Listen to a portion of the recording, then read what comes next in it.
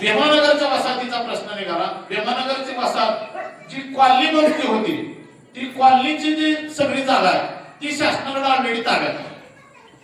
ज्यांनी काही मध्यंतरी काही आंदोलन करून त्याची काही जमीन कसायचा प्रयत्न केला, त्यांना धरणाच्या भिंतीच्या कडे काही जमीन लोक कसले, पण ते कसत असणारी सुद्धा शासन ती जमीन काढणार आहे.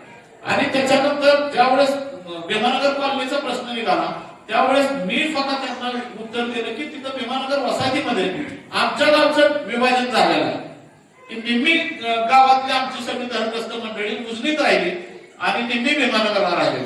त्यावेळेस जलसंपदा मंत्र्यांनी दिलेलं उत्तर आहे की आम्ही त्या गावाचा स्वतंत्र दर्जा म्हणून आम्ही भीमानगरला देणार.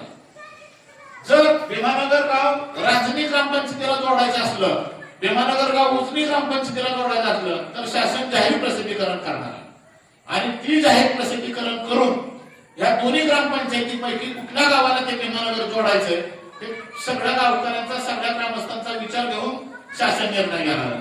आणि त्याच्या प्रोसेस त्यांनी लगेच सांगितलं, जर दोन्ही गावांनी आम्हाला जर जोडायचं नाही म्हणून सांगितलं तर आम्ही भीमानगरला महसुली स्वतंत्र गावाचा दर्जा द्यावा. जसं आपलं उजनी गाव आहे, जसं राजनी ग्रामपंचायत आहे, तसं भीमानगर हे सेपरेट गाव होणार आहे तालुक्यात. त्या अनुषंगाने एक लक्षात आलं की भीमानगरला जी वसाहतीत राहणारी सगळी मंडळी त्यांचा जागेचा प्रश्न बऱ्यापैकी सुटलेला आहे.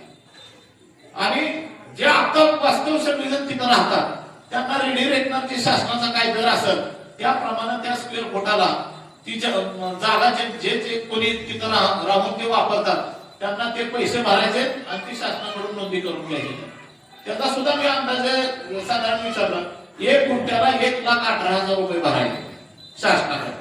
आणि आपण किती तिथं भीमानगर वसाहतीत क्षेत्र वापरतोय तेवढं क्षेत्र ते तुम्हाला तुमच्या नावावर शासन करून द्यावं. हा भीमानगरचा प्रश्न संपादनाचा झाल्यानंतर दुसरा प्रश्न ज्या वेळेस त्यांनी सांगितला